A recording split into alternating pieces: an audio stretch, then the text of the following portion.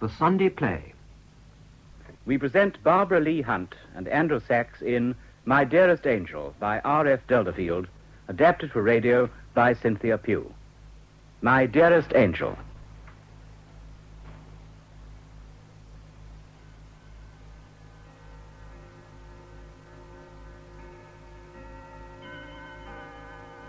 Oh, one small ornament.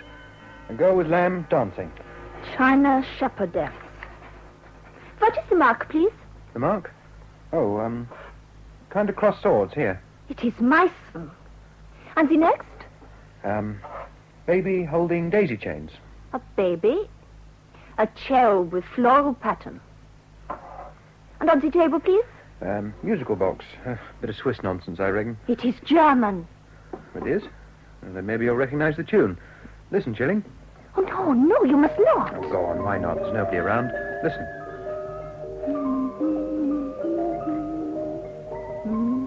You do know it, then? Yes, I know it. My mother would sing it sometime. It is a very old tune. Hello. Hello. Here, take a look out there. That's their luggage arriving, isn't it? And both of them on the spot to check it. Princes, the pair of them, yet they come trotting down to count their baggage. Come and look. Oh, he is so noble, so beautiful. Now, which of them's the favorite? Please? I heard there was an outside chance she was going to marry one of them. Which one? Oh, but how foolish you are. She will marry the taller, the Prince Albert. Now, wait, it's not that certain. They were saying in the still room last night it was all a rumor and she won't marry either of them. Oh, how could she fail to fall in love with him? He is beautiful. Beautiful? Well, I don't know. He's not bad looking for a foreigner. And there's a lot more to marrying the Queen of England, my girl. I heard his country's about the size of Windsor Park and he didn't have two farthings to rub together. No, take it from me, Shilling. When it comes to marrying, it'll have to be a king. Then why are we so engaged? Eh? This wing. It was here that he stayed when he came here 3 years ago. He did?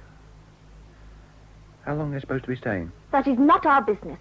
Our instructions were to complete the inventory before dusk. Oh, you're right there. Someone is coming. Quick, we must be at our work. Item. 3 volumes of engravings, bound in calf, metal fastenings. Your Highness. Your Highness. These apartments, they are in your charge? No, Your Highness.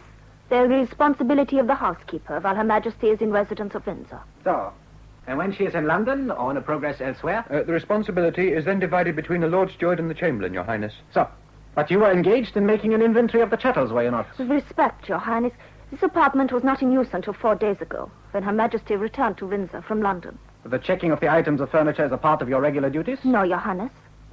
This is not done regularly? It has not been done since I took up my duties at Windsor, Your Highness. Allow me to look at that list. Thank you. Item 506, the Meissen Shepherdess. Yeah. It is the figurine on the center shelf? Yes, Your Highness. You will please hand it to me to inspect. You have it listed as Meissen, but it is not Meissen. It is the work of an inferior Dresden factory. You'd better strike out the word Meissen. As Your Highness instructs. You have a fondness for this kind of music, Fräulein? It is an air from my homeland, Your Highness. You've been home to Germany since you took service with Her Majesty in England? No, Your Highness. You are homesick for Bavaria. It is Bavaria, is it not? Wasserburg, Your Highness. Ah, Wasserburg. I know Wasserburg. It is beautiful at all times of the year. But perhaps you are happy to live in England? Yes, indeed, Your Highness. I am proud of my position here, Your Highness. I was in Germany only 3 days ago, but already I am homesick. This organ. It is a fine instrument. You will continue making the inventory. It is very necessary that periodical checks should be made in every household. Who's that? The Baroness Lehzen, I think, and Lord Melbourne. We could call it the case of the disappearing prince. Or Hunt the suitor. The Lord Steward is grossly at fault in this instance. Who is His Highness, madam? Well. You too. You may go. Very good, madam. Very good, madam.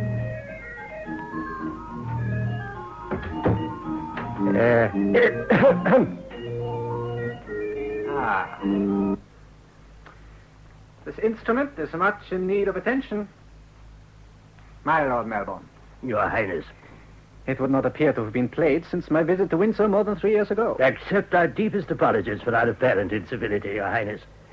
The organ is not the only fault in our system here. To be frank, Your Highness, we mislaid you. The equerry announced your arrival, Your Highness, and we at once assembled at the sovereign's entrance. The Lord Chamberlain had strict instructions to receive you and conduct your entire party to your suite. The Lord Chamberlain was not at fault, Baroness. Then the Lord Steward? My brother Ernst and our attendants were conducted to our quarters punctiliously on arrival. It was I who turned aside and made my own way here. It was the part of Windsor Castle I remembered with affection, particularly the organ. You see, Lord Melbourne, Princess Her Majesty the Queen graciously allowed me to play the instrument at my leisure. I was not informed that she has since withdrawn her permission. I am quite sure that Her Majesty will extend the courtesy during your present visit.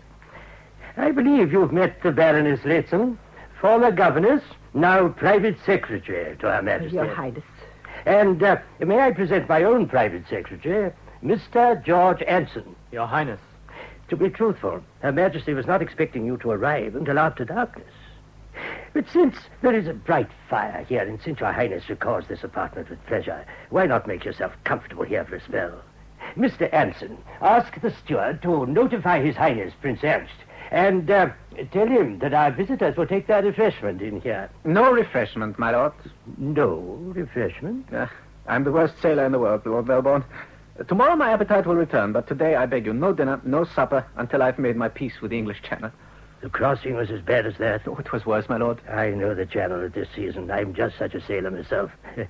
Baroness, oblige me by presenting my compliments to Her Majesty, and tell her that I am with His Highness in the southeast wing, that His Highness has no appetite but prefers to play the organ. Inform her that I will attend upon His Highness personally in the meantime. Your Highness. My lord. Anson? My lord? Find a housekeeper, and bid her send a servant with a carafe of seltzer water and a touch of lemon, and quick about it. There's a good fellow. At once, my lord. Now, sir, come and warm yourself. The Channel and the Dover packet is safely behind you. You're very kind, my Lord Melbourne. It is 3 years since you were here, I believe. 3 years in recorded time. Yeah. Much longer in experience. My own, but far more so on Her Majesty's part. Oh, come now, that's not so long at your age. 'Tis long enough to destroy the fabric of dreams. You are under the impression Her Majesty does not welcome your visit? Why should she? It was not Her Majesty who proposed it. Oh, come, Your Highness. I am aware, of course, that it was arranged a long time ago. By the parties of the state. By my uncle Leopold and by my father. By those who've set their hearts upon this marriage since we were children. But let us not pretend that circumstances have not changed very dramatically since the proposal was first made, my lord. Or that Her Majesty's inclinations have not changed with those circumstances. When I was last here, each of us had a foreseeable destiny. But her destiny is now a fact, is it not? And it is to determine your own that you challenge the Channel a second time. How long is a man justified in awaiting his destiny, Lord Melbourne? Coburg is a petty dukedom. It could be swallowed up in one of Her Majesty's counties. Yet in Coburg, we still have pride. But does it seem unreasonable, even to the Prime Minister of a realm as powerful as Britain, that I should seek a decision, and that within days? The seltzer water, my lord. Oh, thank you, Shilling. Put the tray there. I will serve His Highness. Very good, my lord. Now, a reinforcement to the distressed garrison, Your Highness. Seltzer, a touch of lemon. There. That should restore you. Thank you. You are most kind. Not at all, Your Highness. We all of us have our problems. No doubt you've heard how graciously this young, inexperienced sovereign has accepted the cares and responsibilities to which he was called at the age of 18 years. And happily those reports are true. She is gracious. She is also warm-hearted, gay, and eager at all times to do what she considers the correct thing by her ministers and people. She is truthful, firm in her decisions, yet willing to listen to the voice of experience. And She has made a very great impression here upon diplomats and ambassadors, upon our ministers and household. All these things are in her favor, yet none of us must overlook the factor that overrides them all. And what is that? She is a woman with a woman's heart and a woman's emotional instability. For myself, I've always found it impossible to coerce any woman into making the most trivial decision. How much more formidable, then, is the task of urging upon a queen the necessity of making the most difficult decision of her life. You're trying to tell me that my cousin is still undecided as regards the suitability of the match? No, sir. I am trying to tell you that Her Majesty is in a state of hopeless indecision as regards the subject of marriage to anyone. Yourself not excepted. In other words, my royal cousin has made up her mind not to marry at all. That was certainly my impression I got at my last audience. But that was, let me see, at least 4 hours ago. 4 hours, you say? Shortly after midday. Oh, then it is manifestly clear that she has no intention. Your Highness, it is very far from clear. May I give you further advice? Informal advice, but as someone who wishes you well. I should esteem any such advice, my lord. Go to your suite at once. Change into your newest and most spectacular uniform and return to this apartment unescorted in 15 minutes. You're serious in this proposal, sir? I'm very much in earnest, Your Highness. Oh, very well, my lord. It shall be as you wish. I am so far committed that even such a step as this can scarcely matter. My lord? Bates. Conduct His Highness to his suite at once. Thank you, Lord Melbourne.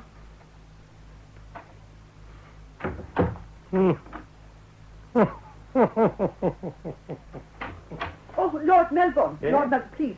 Please do not go, Lord Melbourne. Her Majesty has expressed a wish that you remain here and see her at once. Her Majesty declares that... You may go. Kindly ensure that we are not disturbed. I wish to speak to the Prime Minister alone. You understand? Alone. Your Majesty, my duty compels me to point out that in no circumstances should you incline towards a hasty decision. There are certain factors... Listen, I command you to withdraw. We are to remain undisturbed until we have said everything that has to be said. As you wish, Your Majesty. You were here alone with him? He has returned to his suite. With respect, madam, you were very well aware of that before you made up your mind to enter. I earnestly hope you were not listening at the keyhole. There is no keyhole. Had there been one, I confess I should have been tempted to use it.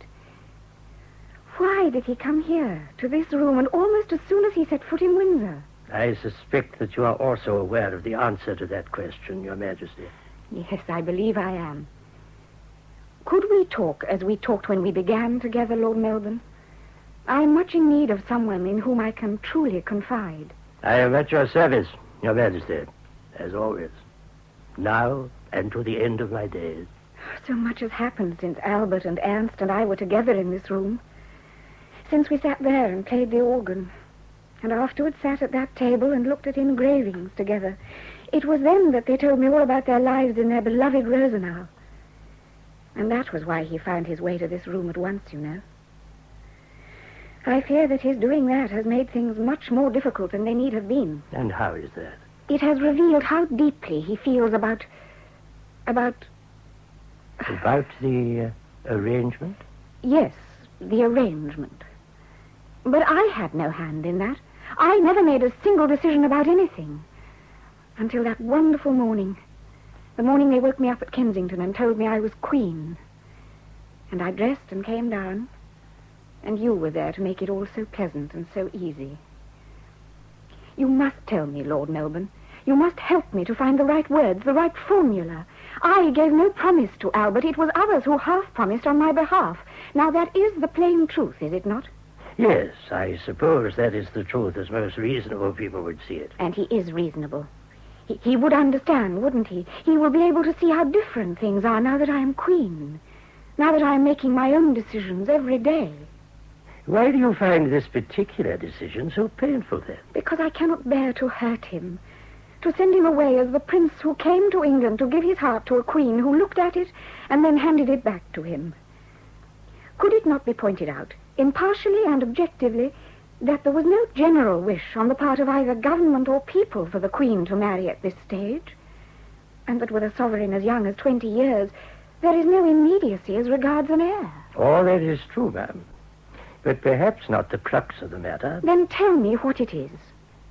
You are not only my Prime Minister, you are my truest friend, and I am very much in need of guidance and reassurance in this matter.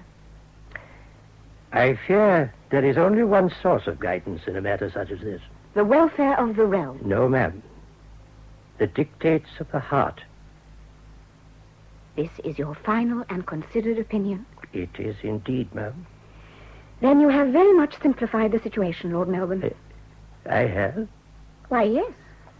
If I can set aside the obligations of my rank and act as my heart urges me to act, I fancy I shall get through this business with very little trouble to anyone. That is most encouraging news, ma'am. Will you pay me the compliment of rehearsing the ultimatum you propose to give him? I shall tell him that, in spite of the persistence of our Uncle Leopold and others in the matter of a match between us, I cannot persist in it without the impetus of a deep and abiding love for the man I am to marry.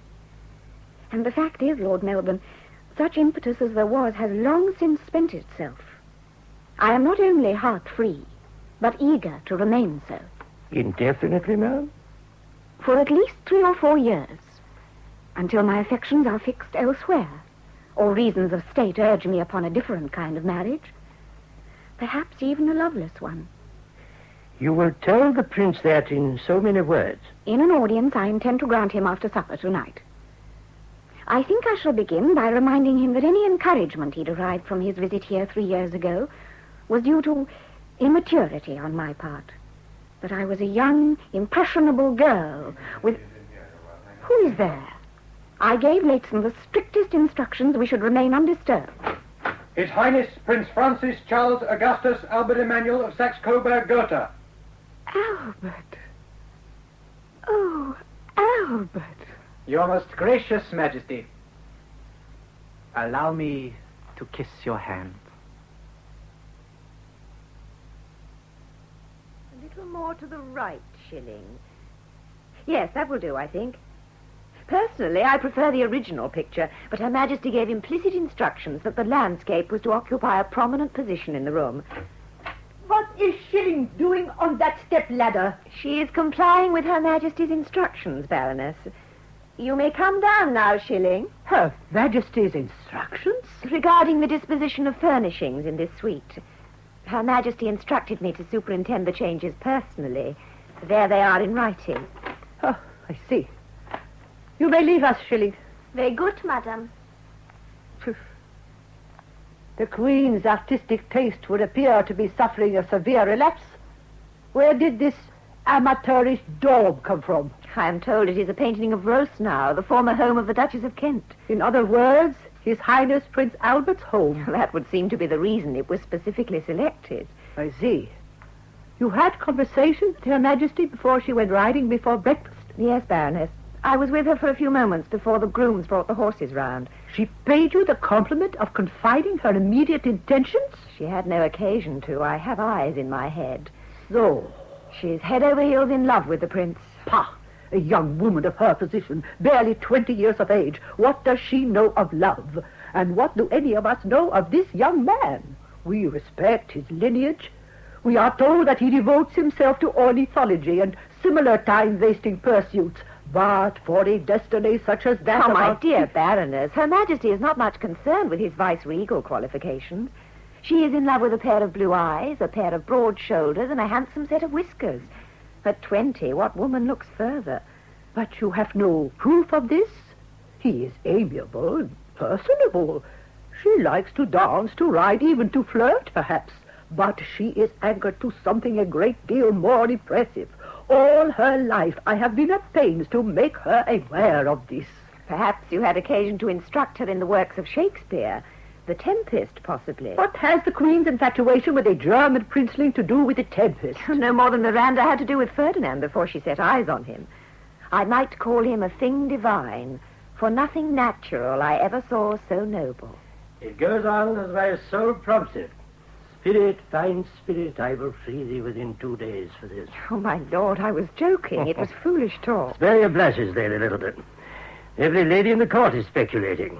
And as for the men, I've told all the Windsor grooms are laying odds on the match. I do not think it becomes any of us to joke about such a subject, Lord Melbourne. We had better leave, Lady Littleton. Not immediately, Baroness. My audience is for 12 midday, and it is now but 2 minutes past. The punctuality of princes is, after all, a fable. A private audience with Her Majesty? My dear Baroness, there is nothing sinister in a monarch and a prime minister conferring in private. But you have been granted 3 private audiences in 5 days. It has encouraged a flood of gossip. Gossip? That is a very trivial word. Let us call it wholesome speculation. Her Majesty the Queen. I shall not wait to be dismissed like a child sent to bed. Precede me, Lady Littleton. I find this situation intolerable, my lord, and I intend to bring it to Her Majesty's notice at the first opportunity. Her Majesty the Queen. Your Majesty. I am unpunctual again, dear Lord Melbourne. On the contrary, ma'am, I myself was somewhat delayed, and a moment ago you would have been entitled to say, I have only just escaped being kept waiting. Oh, Lord Melbourne, how I envy you. You are never, never lost for words. It is a common failing with politicians, ma'am. No, I mean it. Truly mean it. You were surprised when I sent for you yet again? No, ma'am. I must admit that I was not in the least surprised. I did consider consulting others. Mamma, dear Leitson, and I even began a letter to Uncle Leopold, but to tell the truth, Ma'am? this was a moment in my life that I did not wish to share with anyone but you. Ma'am. What is it? Have I said something clumsy again? Have I displeased you? Oh, no, ma'am. No, indeed not. Rather something to make me as proud as a peacock. Well, then, the fact is, I have a good deal changed my opinion as to the possibility of marriage. I am delighted to hear it, Your Majesty. But you don't seem surprised. You are surprised, are you not? As a subject, yes, ma'am. As Prime Minister, I'm not permitted to register surprise. There is, however, a number of issues about which I should hear your views at once. I should require Parliament to grant my husband £50,000 a year. Forgive me, Your Majesty, but ought we not to consider the husband before we discuss the settlement? Lord Melbourne, pray let us understand one another. During the last year, you have repeatedly assured me that Parliament is extremely anxious that I should marry as soon as possible. That is so, ma'am. And that anxiety stems from the necessity of an heir? Quite so, ma'am. Very well, then. You may take it that we are willing to resolve the situation by marrying Prince Albert of Saxe-Coburg with the least possible delay. It is accomplished already, then? Accomplished? I assume that you broached the matter with His Highness. Broached it? Mm-hmm. My dear Lord Melbourne, I have not even hinted at it. You are first to know, the very first. You have said nothing to the Prince as yet. Nothing whatever. Then, ma'am, and again with respect, do you not feel it to be this excellent young man's due to be acquainted with your decision at once? Why, naturally. And now that I have told you, we can address ourselves to the task of composing the letter. The letter? A formal proposal that will set all his anxieties at rest. This is how you propose to acquaint him of your decision? How else? Are you telling me it would be improper to commit my acceptance of Prince Albert's suit to paper? In your Majesty's case, it would be quite proper. Nevertheless, it would be altogether wrong. But why? Because, if I'm not mistaken, Your Majesty, this is no mere alliance. Perhaps it began as one, but please God, it has since burgeoned into something a great deal healthier. To be frank, ma'am, you have lost your heart to this young man. So why should you be afraid to admit it to a subject who, more than any other person in the realm, rejoices in the fact? Oh. Forgive me, ma'am. Perhaps I presume. I have advised you on many matters, great and small, but it may be that I am not a fit person to advise you on something as delicate as this. Your mamma, the Duchess, perhaps, or the Baroness Leitson. I have not yet dismissed you, Lord Melbourne. Your pleasure, ma'am. All you say is quite true, Lord Melbourne. I have indeed lost my heart to Albert. But is it unnatural of me that I should want to hide the fact from you of all people? The truth is, I am ashamed. Ashamed, love? Ashamed of the weeks and months of temporization, all the half-truths in my letters to my Uncle Leopold, all the excuses made to you whenever the subject of marriage was raised. You can make light of them now, Your Majesty. I am not joking, my lord. I ask for nothing more than to share my life with Albert. I am very deeply in love with him. And this has opened my eyes to the faults in my own character, faults I never would acknowledge before. Now I can see that it would be cowardly to hide behind a form of proposal such as I intended. Will you do me one more service? Your Majesty. Send Albert to me yourself, without fuss. Let him come here to this suite, where we were once happy and where I so dismally failed to discover what manner of man he was.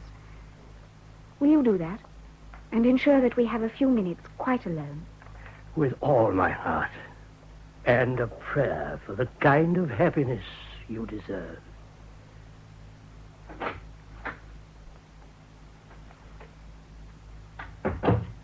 Oh, dear God, grant me the wisdom to say the right thing to him. This is surely the most difficult moment of my life. Oh, and yet how foolish I am. I am not going to the scaffold. I am awaiting my dear, dear love. Oh.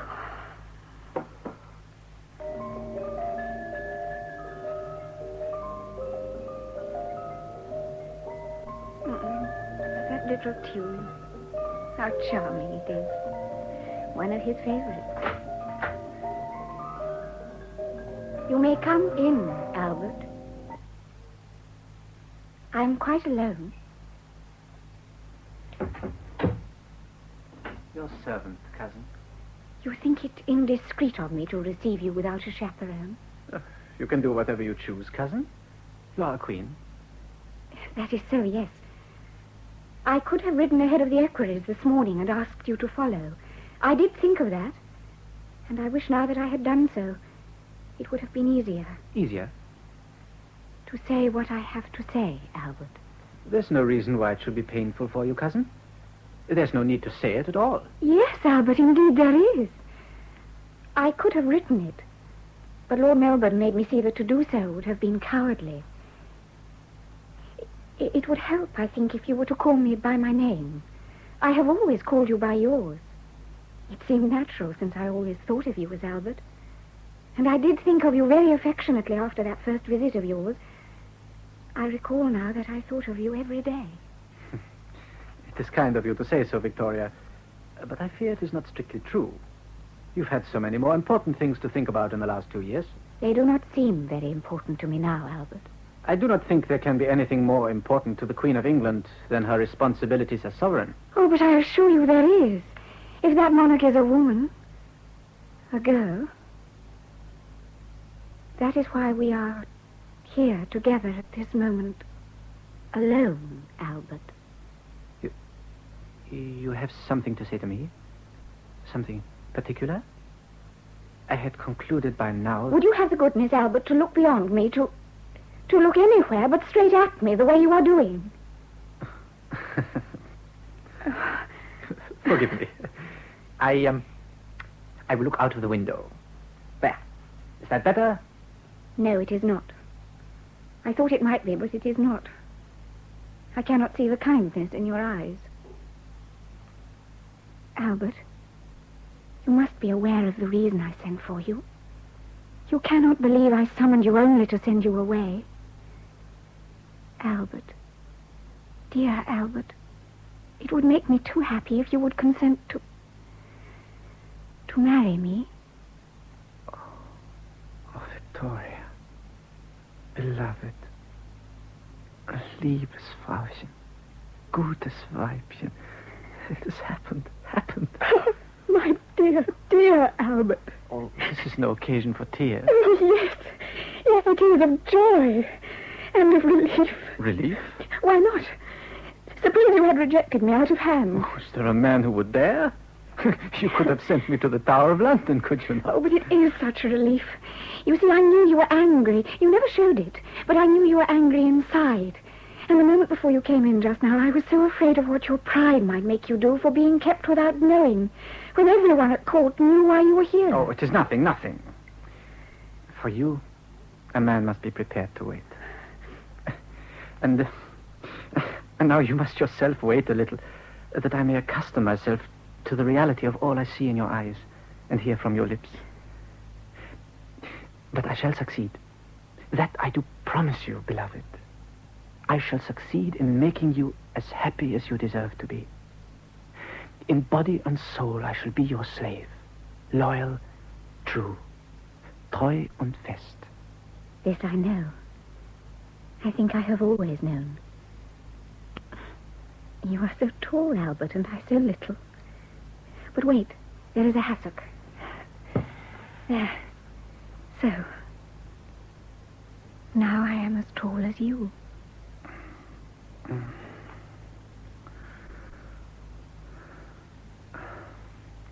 Das Auge sieht Himmel offen. Es schwelgt das Herz in Seligkeit. What is that you say? It's by the poet Schiller. And translated, heaven opens on the ravished eye. The heart is all entranced with bliss. I think Schiller must have known a moment such as this.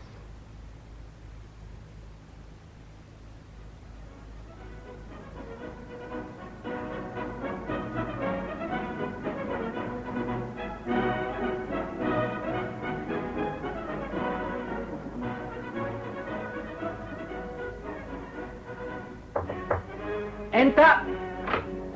Your Highness's chocolate. Ah, His Highness Prince Ernst has taken his. His apartment, Your Highness. He instructed me to say that he would join Your Highness immediately. Fräulein, Your Highness? this watercolor. It was not here when I found you making the inventory in October? No, Your Highness. It was one of the items Her Majesty ordered to be placed here immediately after the inventory was checked. Her Majesty ordered this to be hung here? Yes, Your Highness. At the time, the organ was curtained. Several additions were made at the time. Would that be all, Your Highness? You recognize this landscape, Schilling? No, Your Highness. It is a painting of my birthplace, Rosenau. A very bad painting, I fear. It does less than justice to Rosenau. I am sorry, Your Highness. You're not required to apologize, Schilling. It was not you that painted it, I trust. Touch the spring of the musical box. You may remain and listen to it. Oh, Ernst, come in. The band of the Grenadier Guards have assembled to play me out. But I know this tune. So you should, Ernst. You heard it often enough when we were visiting here as boys. I recall that both you and Her Majesty preferred it to any music I was able to coax from that bellows over there. No. But before that, surely it is one of our folk songs? Yes, it is. It is always the simplest melodies that go straight to the heart. Most of the greater works don't get that far. They remain in the head. Fräulein Schilling, here is a present for you. Oh, no, I dare not, Your Highness. Take it, and I myself will undertake to delete it from the inventory. But I advise you only play it in solitude.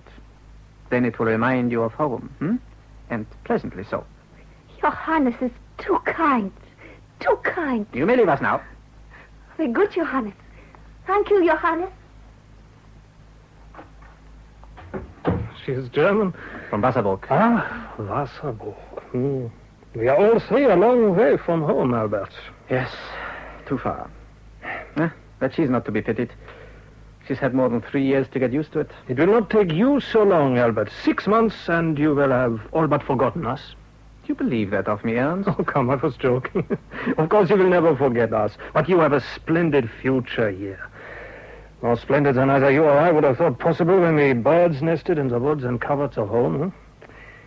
That time could not last forever, Albert. We had to grow up, take our ways. I shall miss you as much as you miss me, and more. As much, Ernst, but not more. You will still have Rosenau. You recognize this picture? Oh, with some difficulty. How did it come here? Victoria put it here. It was her way of trying to cure my homesickness. So, It was a generous impulse, Albert. She's full of generous impulses. Only since we are married am I learning to appreciate them. You must forget about home, Albert. You cannot look back now. You are no longer a German. I will always be German. You can only succeed here if you learn to become an Englishman. Oh, that will be difficult, I know. And your old tutor, Baron Stockmar, knows it too, although he would never admit as much. But you will achieve it, Albert. I know that. And when it is a reality, you will come into your full inheritance as the arbiter of a great nation's policy. How little you know of the British. You or Stockmar. Listen. That's the voice of the British. Strident, arrogant, terrifyingly self-assured, you understand? Well, there's no room in it for culture or self-improvement. It says, it roars. We are God's chosen. You are either with us or behind us. Not against us, because nothing opposes us and lives. This we proved by our handling of Bonaparte. You are not only with them, Albert. You are at their head. No, Ernst, my dear fellow. I'm perched on the tail of the lion. And it has only to whisk that tail to send me flying. The tail is not lively enough to dislodge you, Albert. Now, no matter how much self-doubt you have now, the time will come when you will be leading that lion, and I shall be there to see it. Come in, Baron Stockmar. Your Highness. Your party is ready to leave now, Prince Ernst. Thank you, Stockmar. Well, God bless you, Albert. And you, Ernst. You will tell Grandmama I think of her every day. Yeah. You will tell her I'm well and happy. I will deliver every message you gave me, personally. Yeah. I promise you. Stay here. Don't follow me out, old fellow.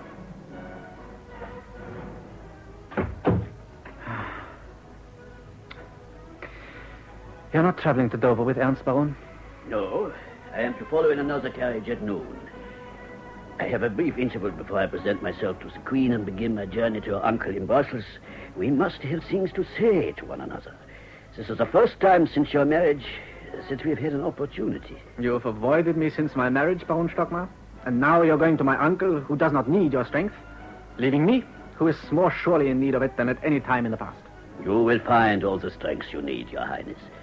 If it were otherwise, you would not be where you are. I had confidence in myself until Her Majesty made it clear, painfully clear to me, that you and I and Uncle Leopold were quite mistaken in regard to my true position here. Oh, believe me, Your Highness, there is nothing I do not know regarding your true position here. You studied the report of the wrangles in Parliament regarding my allowance, my title? I read it hours ago, together with every other report of recent parliamentary proceedings. It seems you no longer trust me, Your Highness. Oh, why should you say that? Well, you have told me something of the reason for your loss of confidence, but you have not yet told me where the shoe pinches most. I know now that I do not love my cousin. Also that I can never love her, not as she needs and deserves to be loved. Indeed? That does not shock you? No, my prince. It does not even surprise me overmuch. Not? You must cease to regard this trivial circumstance as a personal betrayal on your part. But Her Majesty came to me expecting to be loved as a person, a woman. When I realized that I was incapable of rendering more than mere affection... Did you anticipate that it would be otherwise? Oh, with all my heart I did. I prayed that it might be so. Can I not make you understand how wretched this failure makes me? It is gross disloyalty to admit it, even to you. Nevertheless, it is important that you should discuss it with someone. Is this a physical matter? No. If it were so, I could accept it unquestioningly. There's nothing amiss with our physical relationship. But surely there should be a degree of intellectual compatibility between man and wife. Bless you, my prince. Do you suppose that either your royal uncle or myself had any great expectations of Her Majesty's intellectual attainments? But now that your destiny is accomplished, is this so important? It is important to me, Baron. How is it possible to attain personal happiness under this handicap? I do not remember that I ever promised you happiness, Your Highness. Satisfaction, yes. Providing that you put your duty before everything. And how should that be difficult after my years of training and seeing who you are? Who am I, Baron? Tell me. You are the man with whom the Queen of England is desperately in love, Your Highness. That being so, Her Majesty, being a healthy and very impressionable young woman, it should not take you very long to find the correct formula for both felicity and power. You imply that I should use my physical ascendancy as a key to power? Why not? Is that honorable? It is your right. Perhaps. Yet it seems to me to be a shabby, backstairs way to begin a marriage. You must cease to regard this marriage as a bourgeois partnership. It was never meant to be, and it can never become so. Yet it should become so. You have taught me so many things, Baron Stockmar. But this is something I would have preferred not to learn. Let us pursue it no further. Let us shake hands before one of us says something to sour what has been, for me at least, the most rewarding relationship of my life. Oh, no. You cannot be rid of me as easily as that, Your Highness. The time will come when I can no longer be of service to you. But that time is not yet, I think. Ever since I was a child, you and my Uncle Leopold behind you determined that I should set out to look for the Holy Grail. Now that I'm started on my quest, do you not owe me more explicit directions? What am I seeking? And if I find it, what shall I do with it? Only your own conscience can answer those questions, my prince. Does not seem to me a question of conscience, Baron. We are faced with practical issues, and I must contend with them until the end of my life. How does a young man, armed with nothing but a little book learning, achieve anything in a strange land, among strangers, and with a wife who mistakes the shadow of regal authority for its substance? Through the acquisition of power. But I have no power! I have shown you the means of acquiring it. For whom do you ring? For the present source of that power. For the Baroness Litzen. Litzen? You rang, Your Highness? Inform the Baroness Litzen that His Highness will receive Mr. Anson at once. Very good, my lord. Litzen? Anson? But Anson is the private secretary of Lord Melbourne. I had the greatest difficulty in persuading Her Majesty not to appoint him to that position in my household. Your Highness must be prepared to yield in this particular. Appoint Anson as my private secretary? That would be to identify myself for all time with Lord Melbourne's party. I assure Your Highness that I know what I am about. You will never regret this choice.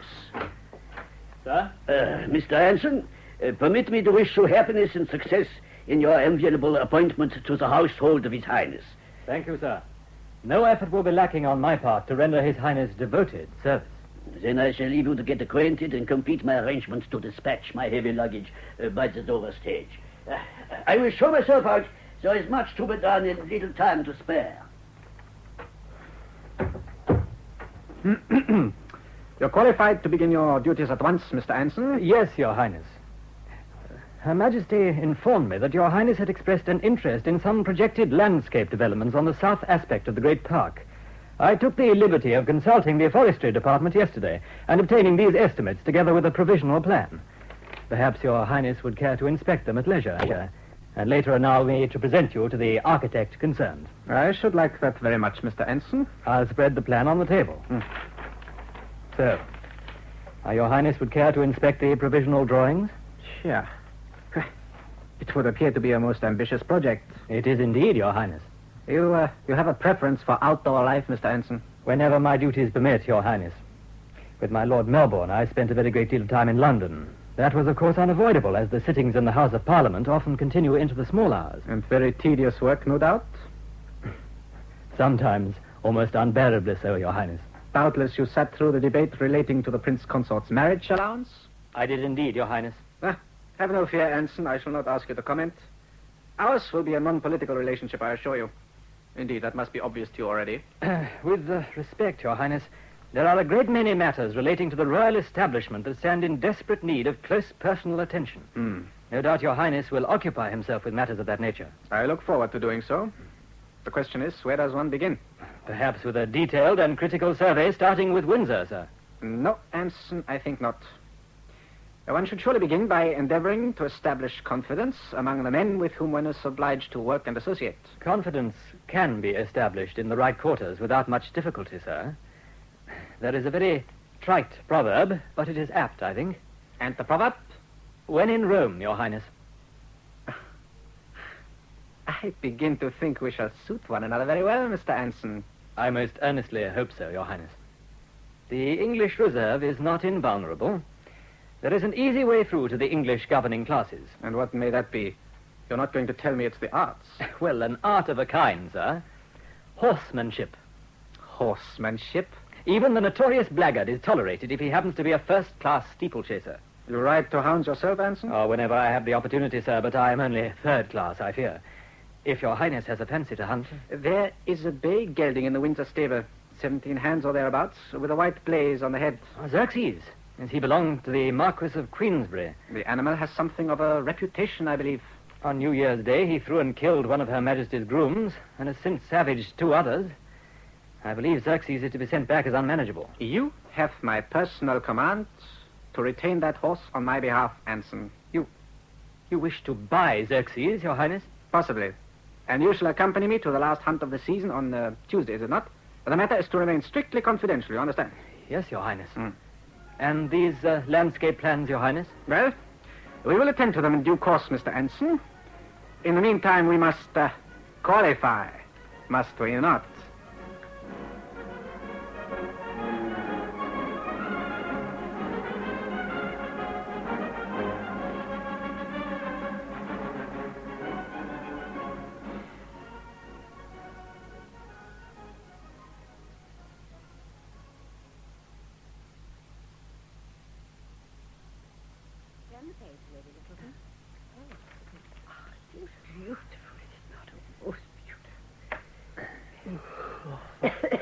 What is the time, Anson?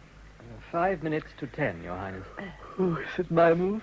Yes, Your Highness. Pawn to Queen's 4th. And now, Lady Littleton, can you tell me what this picture represents?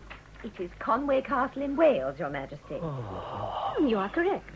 And what can you tell us of this most distinguished edifice? Your move, Your Highness. It was built by Edward I in order to consolidate his conquest of the Welsh. It was the scene of King Richard II's surrender to Bolingbroke in 1399. Well done. Who is ahead, lady? You are, Your Majesty, a clear lead of 3 marks. Baroness? Oh, I must not take unfair advantage. I have been there. Have I, Leighton? No, Your Majesty, I think not. Or if you have, indeed you were too young to take notice. Your Majesty? It is Melrose Abbey. Correct. Oh, Your Majesty, this is not fair. None of us is blessed with your remarkable memory. Melrose Abbey stands on the River Tweed. It was the largest of Scottish abbeys and is associated with Sir Walter Scott. It has some remarkable windows and stonework and a number of interesting tombs. It is much visited by tourists. His Highness is asleep. His Highness has had a very arduous day, Your Majesty. It is not necessary to make excuses for the Prince, Mr. Anson. No, ma'am, indeed not, ma'am. What o'clock is it, Leighton? It is 4 minutes after 10 o'clock, Your Majesty. Everybody has our permission to retire. Your Majesty. Your Majesty. His Royal Highness also excuses you, Mr. Anson. Your Majesty.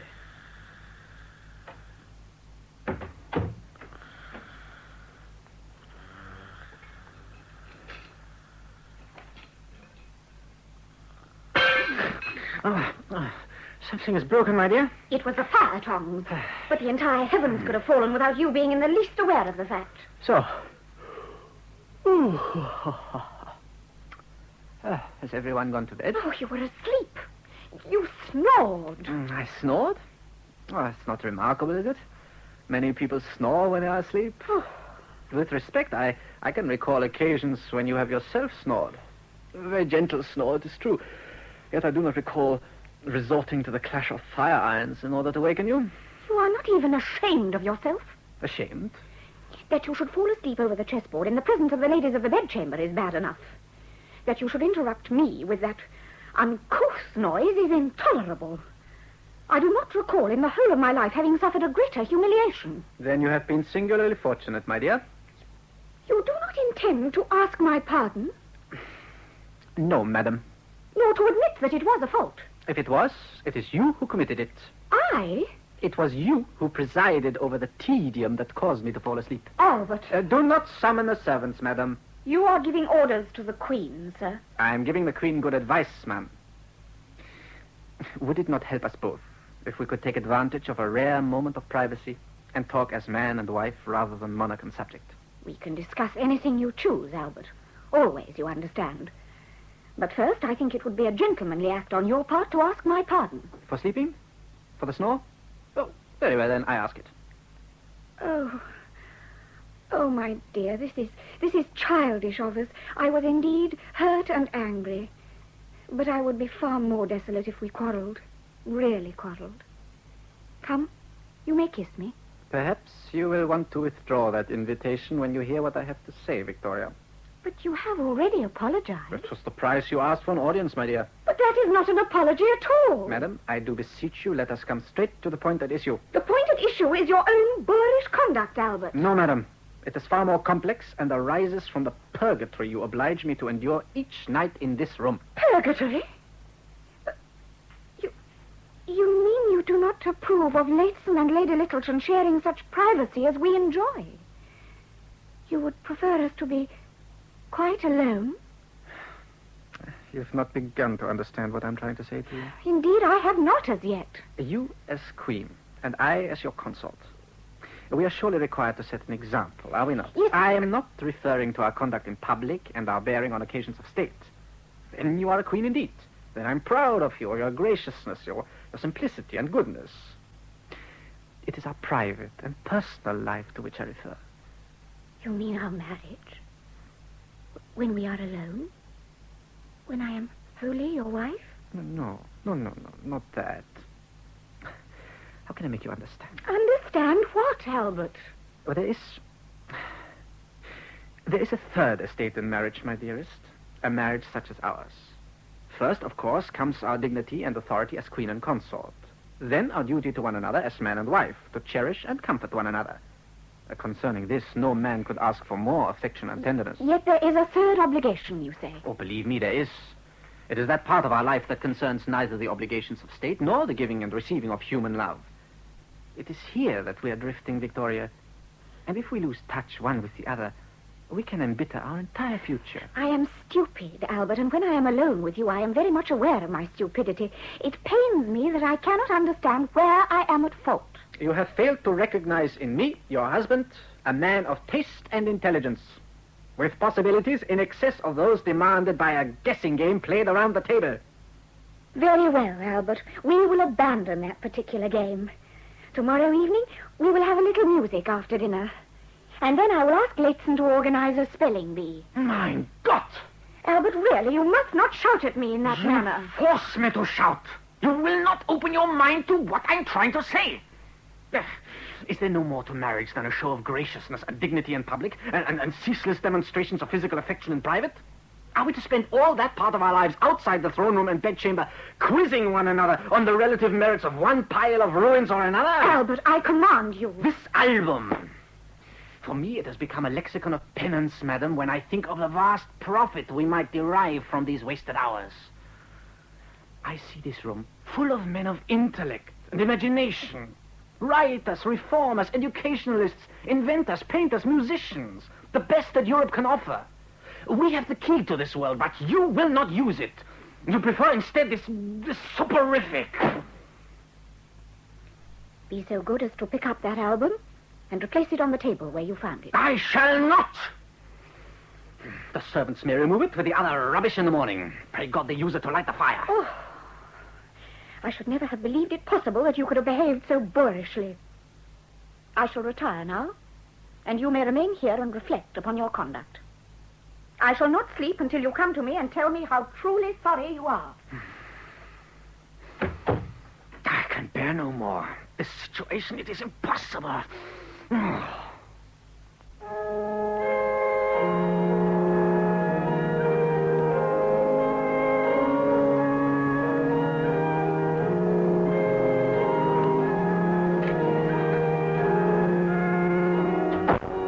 Several members of the household are already asleep, Albert. Indeed, yes. I had forgotten the time. That does not mean that you cannot play if you wish. It is our home, not theirs. That would be very inconsiderate on my part. As you're aware, I've already taken my rest. Those people you spoke to me about, the writers and inventors, are they men of rank? Are they already at court? I have the list of their names here in my diary. Show me. Thank you, Albert. Every name noted down would enrich the princely houses of Europe, but few of them are seen at any court. I remember just now, my royal grandfather once invited Mr. Gibbon, the author, here to Windsor. Mr. Gibbon was much pleased and inscribed a copy of his book to my grandfather. It was The Decline and Fall of the Roman Empire. It is still in the library, I understand. I must read it. It is a very controversial work, I'm told. Oh, Albert. Albert. Oh, my dear. Oh, do not distress yourself so. But I'm wretched, wretched. I came back to order you to stop playing, but when I saw you sitting there, looking so like the first time you played to Ernst and to me, all anger went from me. Albert, I cannot endure to quarrel with you. Promise me we shall never quarrel again. That would be to pledge you that it will never rain, never thunder. Quarreling is part of love, Weibchen. We have Schiller's word for it. Ach, dass sie ewig grünen bliebe, die schöne Zeit der ersten Liebe. How's your German tonight? Ach, dass sie ewig grünen bliebe, die schöne Zeit der ersten Liebe. Ah, me, that love's delicious time. Might keep the freshness of its prime. It will. It must. And to prove it, here is your list of guests. You may invite whom you please, when you please. Anson shall write to every one of them tomorrow. I did not intend that they should descend upon us in cohorts, my dear. Then we shall make out a roster. We shall have the painters one evening, the inventors the next evening, and so on until the list is exhausted. Then we shall start again at the beginning. Oh, you're very good to me. Always you're good to me, Weibchen. Oh, come, it is late. The entire household is asleep. Albert. My dearest Albert.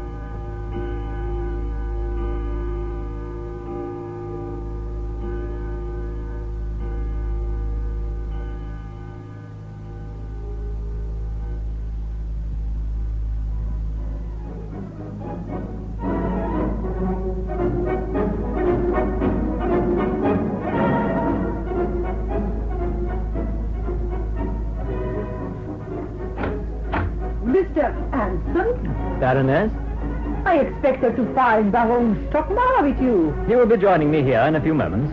Before the review is over? His Highness the Prince Consort has an appointment with Baron Stockmar when his regiment has been dismissed. I see.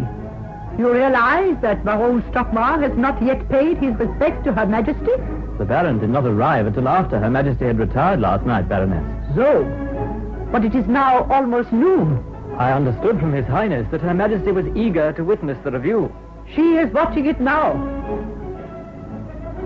His Highness' own regiment, the 11th Hussars, make a very fine show, do they not? But perhaps you are not interested in military matters. I already have more than enough to keep me occupied, Baroness. Then pray do not allow me to disturb you. I can see everything splendidly from this window. Baroness.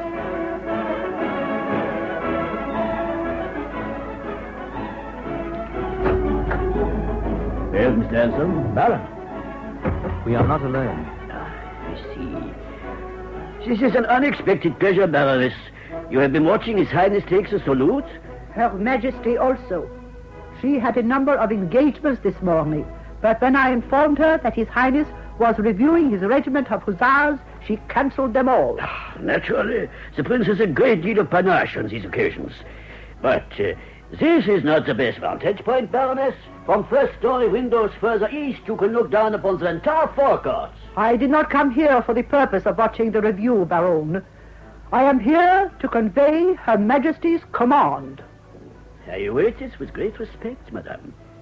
Her Majesty is pleased to inform you that the Queen and His Highness will receive you as soon as the review is over. Her Majesty is very generous. Perhaps you will inform Her Majesty that I shall be pleased to wait upon her and convey greetings from her royal uncle, that Her Majesties in Brussels are in excellent health, and trust that she is equally so. And now, my dear Baroness, I have certain letters of great urgency to dictate, and they must be copied by Mr. Anson before the Dover courier leaves. In that case, then... I'm sure you will understand. I shall have the pleasure of meeting you again this evening. Of that, Baron, you may be very sure. I'm grateful for your intervention, Baron. I had express instructions from His Highness that he was to see you in private before you were received by Her Majesty. Well, that was my wish also, Mr. Anson. From the lady's anxiety to watch a review from a bad vantage point, I can only assume that she entertained hopes of sharing our confidence. But perhaps I misjudge her. The Prince would have dismissed her, no doubt. I do not think His Highness would have disposed of the Baroness so expeditiously.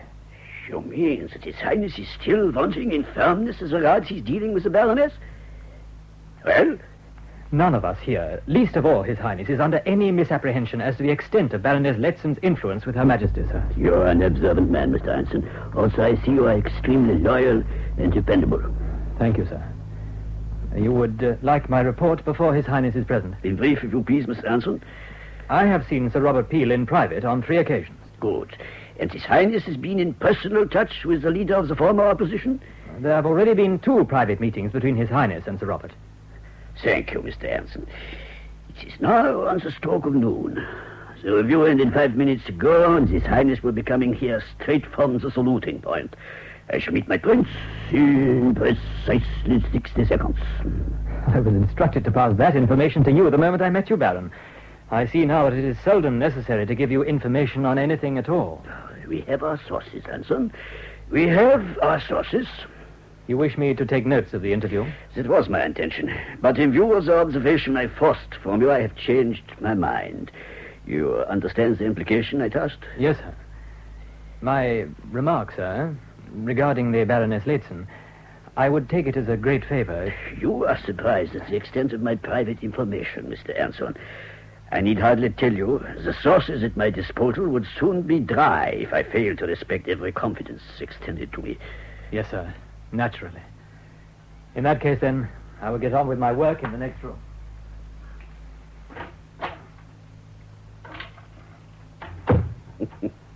Oh, Mr. Hudson, I really believe he is afraid of me. His Royal Highness, the Prince Consort. Excused. Ah, my friend. My old friend. Your Highness. You've been home, hmm? You have news of Ernst, of Grandmama. You've been to Rosenau? Oh, come, you must tell me everything. I can speak of your home in Her Majesty's presence, Your Highness. You have other news? Bad news? Your Highness, at the most we have 10 minutes before it is known that we are alone together. Letzen was here when I arrived to keep my appointment with Anson. Is that remarkable? No, Your Highness, but I can assure you it was premeditated. But I wrote to you of late. Our relationship has improved immeasurably. I wrote telling you that I had asserted myself in the matter of our leisure hours, and that Her Majesty has been pleased to indulge my every wish as regards dinner guests.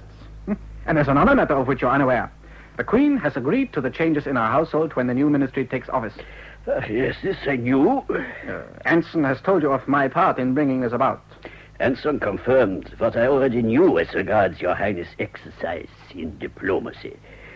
Domestic diplomacy, Your Highness. You're not pleased. It is the beginning. The beginning? Well, it was a good beginning, as indeed was your victory in the matter of banishing round-table games after dinner. Let us hope that these skirmishes will prepare you for the major encounter. You say we shall have but a few moments alone. Unless I am gravely mistaken, Her Majesty will walk through those doors in less than 5 minutes, and Letzen will accompany her. If I did not know that your motives were commendable, I could find it in me to tell you that you were presumptuous.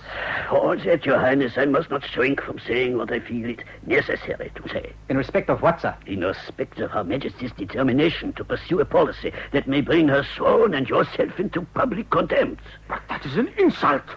Whatever you may suppose, I am not hedged around by spies. Neither am I the gilded figurehead I was when I last sought your advice in this room more than a year ago. The advice you gave me then, I acted upon. You must give me credit for something, Baron Stockmar. For growing a little, perhaps. Huh? You have grown a little, my prince, but not fast enough, not tall enough to grapple with the present situation. You make light of what I have achieved? Because you have failed to maintain the offensive. To fail when there was men of learning to persuade duchesses to resign, to establish a civil relationship with Peel, these things are victories of a sort. But sovereignty continues to elude you. Sovereignty? The Queen's sovereignty? That's just as I thought. You do not understand the difficulties of my situation. When last we spoke of these matters, I implied that Her Majesty was trivial, pleasure-seeking, and wholly unconcerned with matters of state. I pointed out that her great love for you would enable you to mold her mind. But what I said was not the truth. Outwardly, Her Majesty would have everyone believe she cares for nothing but social, time-wasting pursuits. Yet underneath is a being who is more jealous of her sovereignty than any monarch in history. Then you are at least aware of the fact. Of her determination to exercise absolute power, as she herself conceives her role as sovereign? By heaven, no, Your Highness. As it is conceived by Lord Melbourne, leader of a discredited party, and to a lesser degree by her ex-governess, Leighton. The Queen no longer stands between you and your destiny. You won that battle long ago by your personal charm and ardor as lover and husband. But Leighton is still proof against you, and also Melbourne, to whom the Queen continues to write for advice on every major matter of policy that is laid before her. That cannot be so. Then challenge her. And when you have proved it so, act. What does it profit Peel or any other minister to gain office if Her Majesty takes counsel from an ex-governess and her orders from a man who is terrified of the 19th century? Her Majesty the Queen, Lady Littleton, the Baroness Leighton. Your Majesty. We should scold you severely, Baron Stockmar. And you too, Your Highness, for had it not been for Leighton's remark that you were already in Windsor, we should have waited all day for news of uncle, of brother-in-law Duke Ernst, and for the letters that repose in your portmanteau. Your Majesty, I was hoping to present some at the audience you have graciously granted this afternoon. You must not think I am displeased that you should come here straight from your carriage to embrace the prince.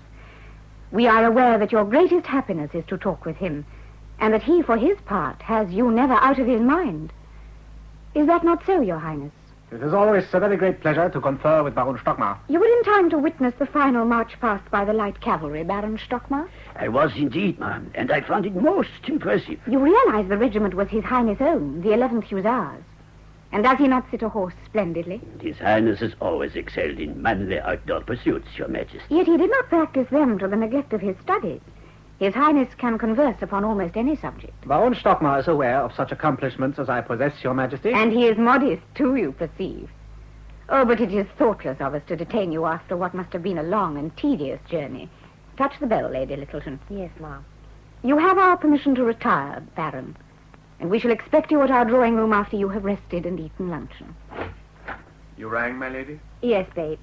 You will conduct Baron Stockmar to the Lord Steward and inform him that Her Majesty wishes the Baron to be served with luncheon in his suite. My lady. Your Majesty is most gracious. I shall remain here until luncheon is served.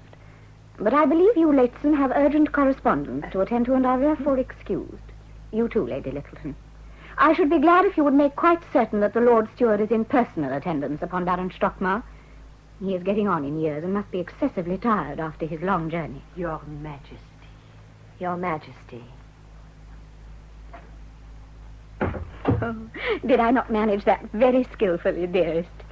Do you suppose either of them imagined I wanted so much to be alone with you for a few moments? To tell you how proud I was of you this morning? Our Majesty is most kind. Oh, you are tired, my angel. You were afoot soon after 6 this morning, and you did not allow yourself more than a bare 15 minutes over breakfast before you dressed for the review. You must not drive yourself so ruthlessly.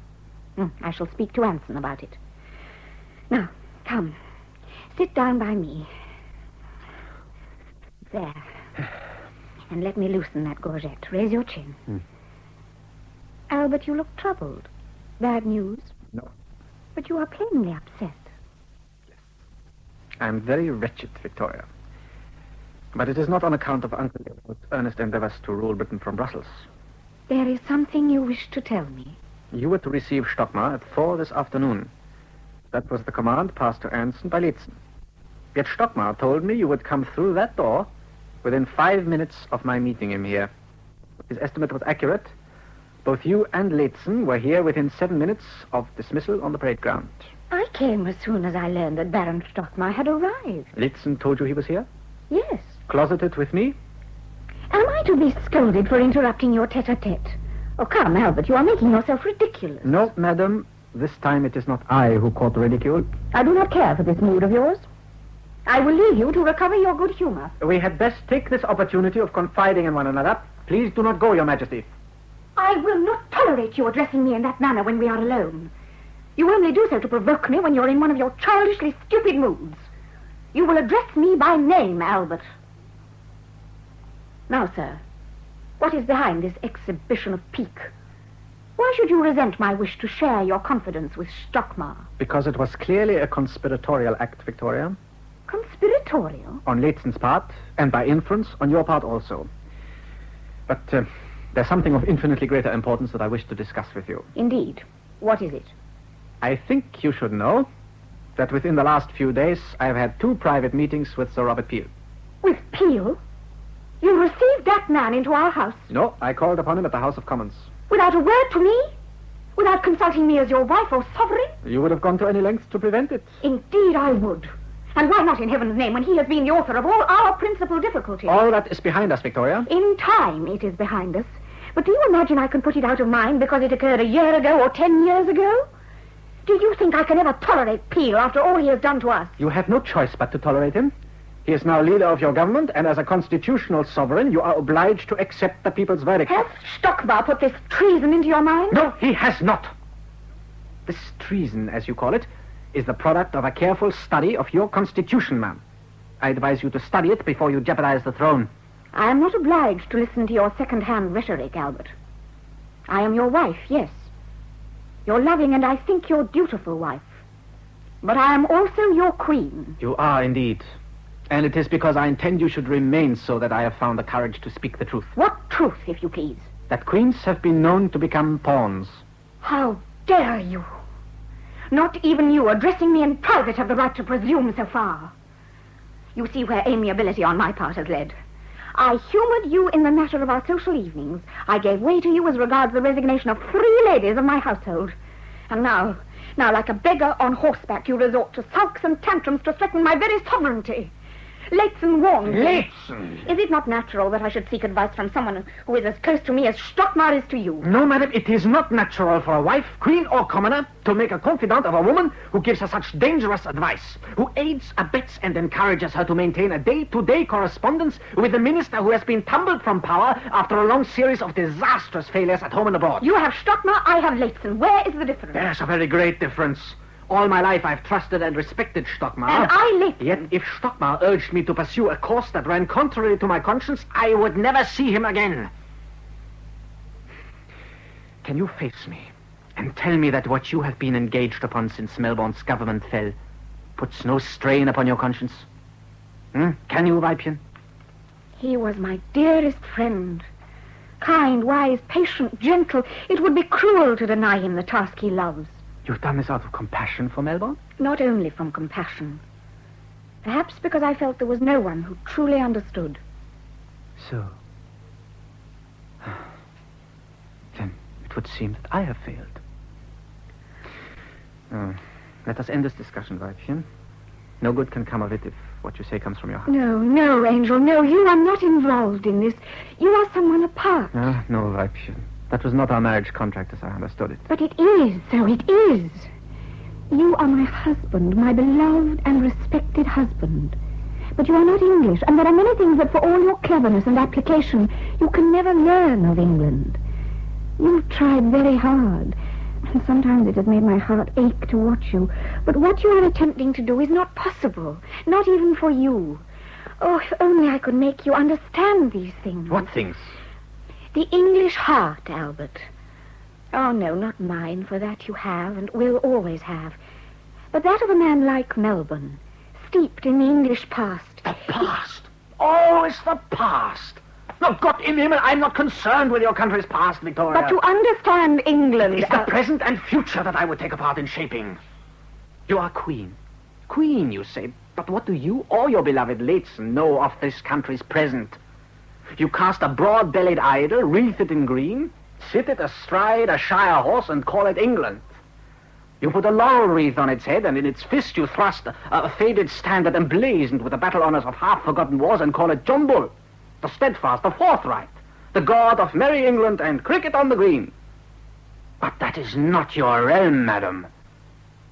There's a different England under your fee. A dirty, smoke-grimed giant groaning in his sleep, who sprawls across your ugly new towns, loaded with the fetters of ignorance, laziness, greed, and tradition. Shall I tell you of what he dreams? This huge, helpless Prometheus. He dreams of unjust wars in China and Afghanistan, of wheat at 70 shillings a quarter, of the children of the poor working naked in the mines and falling asleep into machines in your manufactories. And he groans aloud because a nation that is equipped to lead the whole world into the light is teetering on the edge of bankruptcy. Because in 1 year, more than 7 millions have been dispersed in poor relief, and because out of every 11 of your Majesty's subjects, 1 lives and dies a pauper. Now, if this is your England, and you are satisfied with it, then let me depart. Let me return to Rosenau, where I was happy, and let my part in our marriage be limited to the fathering of princes who are to inherit this sham paradise. You would leave here? Turn your back on me? I would spend as little time as possible here. For what is there here that I cannot do better in Coburg? A little gardening, a little hunting, and that among people who smile at me. Who are you summoning? Leighton. Leighton, always Leighton. I'm not in a mood for Leighton, madam. Albert, you must stay, I beg of you. Your Majesty? Baroness Leighton is in the small study. Inform her that her presence is required at once, and she may bring her work with her. Your Majesty? I've had my say. I do not intend to inflict upon myself the humiliation of witnessing the spectacle of Leighton engaged in state business. Nevertheless, you shall stay for 5 minutes more. Then, if you wish, you may pack for your beloved Rosenau. And I will issue an announcement that you are to take a holiday. Your Majesty's command? Ah, yes, Leighton. It was to satisfy myself on various matters we have been discussing with His Highness. You recollect that we are credited with possessing an excellent memory, but it was never at any time equal to yours, dear Leighton. Do you happen to know the current price of wheat? Wheat, Your Majesty? Wheat per quarter. I do not know, Your Majesty. I do not recollect that I ever did know, but I have no doubt if Your Majesty gave me an opportunity to inquire... Oh, come, Leighton. I was confident that you would have such a thing at your fingertips. The question arose when we were discussing the cost of bread in relation to the activities of the Anti-Corn Law League. Could you tell His Highness, for instance, how much public money was expended upon poor law relief last year? Or what proportion of our subjects live and die as paupers? Forgive me, Your Majesty, but I... Oh, Leighton, I see that you cannot. But I can. The gross figure is a little over 7 millions, and the ratio of paupers 1 in 11, or a little over 9% of the population. Is it not shameful? Does it not go a long way to explaining the unrest in our centers of industry? Look, Your Majesty summoned me in order to solicit information regarding these matters? Oh, no. It was another matter altogether. It was to tell you I had had second thoughts regarding the letter we had decided to dispatch to Lord Melbourne by today's courier. I had not yet finished copying that letter, Your Majesty. You recollect it was only this morning... But you have our draft, have you not? Yes, Your Majesty, I have the draft. Then you had better return it to me, and destroy that portion of it you have already copied. I brought it with me, Your Majesty. Here it is. Ah, yes. You know, Albert, one cannot be too careful in these matters. The name of Lord Heytesbury was suggested to me as our minister at the court of Vienna, and I was writing to signify my wholehearted approval of the suggestion. However, since there is no cause for urgency... Your Majesty has no further instructions regarding a reply to Lord Melbourne's letter? I shall attend to it later. This evening, perhaps, when Mr. Anson is in attendance. You are excused, Leighton.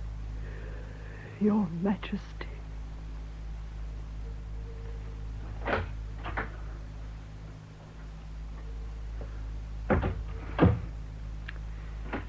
She will never forgive you. Oh, she will forgive me. When she is at home and alone with her memories. She will have portraits of me all over the house. And when visitors call upon her, she will point to one of them and say, I had charge of the Queen of England. Until she grew up. Why? That is what I shall never cease to ask myself. Why? Why? Why, Albert, dearest, it is why. A round sound with the lips. Oh, it is curious. You speak English perfectly, but for that single defect. And when you are emphatic, out it slips, and you are a German again. Do you know what Stockmar told me about English women when he was chiding me for my gaucherie? Mm-hmm. He said English women were predictable. That if I learned to retreat into etiquette when I was in their company, I would never fall into error. Stockmar's life has been lived among men, Angel. It was not wise of him to attempt to teach you about women. Lord Hitsbury is an excellent choice for that post. It would be wise, I think, to confirm it. Then confirmation shall be the first act in your new role, Albert. I am to have a role? Why, certainly. That of confidential secretary to the Queen. You must learn not to act so readily upon impulse, my dear. That is not an impulse. I shall never be clever, Albert. But it is not necessary to be clever to recognize merit when one is honestly served by instinct. Not for a woman who sees no shame in admitting that she is in love with her husband. Oh, yes, I know what you are thinking. That this is a peace offering. That I yield to you in the sense that I yielded regarding our social life. But you are mistaken, Albert. And it is vital that you should understand this at once. I am not a clever person. But this I do know. That it is right to allow conscience to shape one's decisions. And that you are still wiser than anyone about me. What is more, you are resolved to use that wisdom selflessly. It is because I am so certain of this that I am ready to surrender Leighton and Melbourne and commit myself and realm to your judgment. You will be permitted to do this? Permitted? I am queen, am I not? Yes, you are queen. And the man to whom you turn for advice is a German princeling whose country is not as big as one of your counties, who is just 22 years of age, and who is, as yet, pitifully unsure of himself. Is that the total sum of your misgivings? It is sufficient to bring us both into disrepute. No, it is not nearly sufficient, Albert. For you have the wisdom and I have the authority. And between us we shall keep the secret more securely than I have kept it with Melbourne these 4 years. For we have no need of telltale letters, of couriers and go-betweens. We have free access to one another, and all our decisions can be arrived at in private. We may not always make the right decisions. I think we will make more than have been made in the past, Albert. We shall begin now, as soon as luncheon is eaten. We shall retire to the small study and sit side by side with a dispatch box between us. I shall pass each document to you, and you shall make marginal notes, and I will write them down in my own hand, so that historians 100 years hence will say, this goose of a queen had the wisdom of Solomon. We shall do all this, liebes Frauchen. But not at once, not today. Today you shall cancel all appointments. Today the seals of the dispatch boxes shall not be broken. You will give orders for the cabriolet, but the coachman shall have a holiday. I will be coachman for once and leave the escort behind the hill. Then, when there is no loyal citizen about us to lift his hat and shout, God bless your majesty, I will take your hand thus and pledge it thus. And you will understand at last all I've been saying to you in the past. Take this man and use him. His loyalty, his service, his love. Albert, my dearest angel.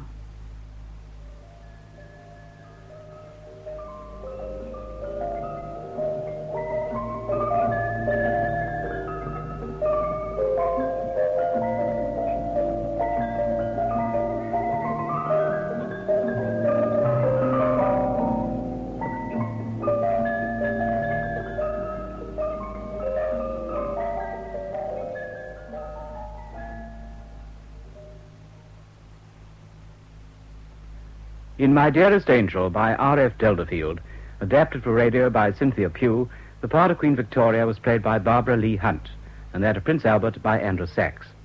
The rest of the cast was as follows: Baroness Leighton, Gladys Spencer; Baron Stockmar, Eric Anderson; George Anson, Robin Lloyd; Viscount Melbourne, John Wise; Lady Littleton, Polly Murch; Prince Ernst, Gabriel Wolfe; Bates, Bruce Condell; Schilling, Valerie Kirkbright. Production, which was recorded, was by Norman Wright.